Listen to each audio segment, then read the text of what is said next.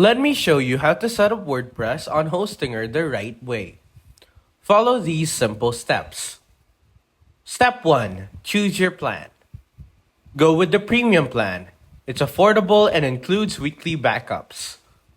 Here's a tip. Select the longer subscription to lock in lower prices. Mistake. Avoid monthly plans. They cost more long term. Step 2. Get your domain. Search for your preferred domain name. .com or .net work best. Here's a tip. Use the free domain credit if available. Mistake. Don't forget to check renewal prices first. Step 3. Pick server location. Choose the data center closest to your visitors. Here's a tip. You can change this later if needed. Mistake. Don't pick randomly. Location affects speed. Step 4. Install WordPress. Click the WordPress button in each panel. Skip plugins for now. Here's a tip. Use the Astra theme. It is great for beginners. Here's a common mistake. Never use admin as your username. Step 5. Manage your site.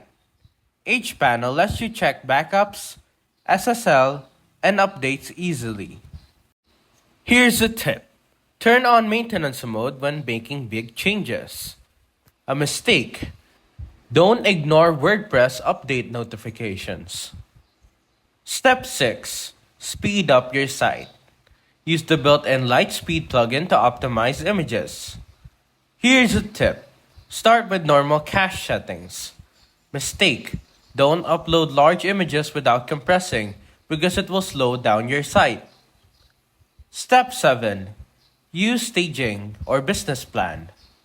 Create a test version of your site before making changes. Tip. Test all updates on staging first. Mistake. Never edit live sites without backups. Step 8. Try AI features. The AI writer can help create blog posts quickly. Here's a tip. Always edit AI content before publishing.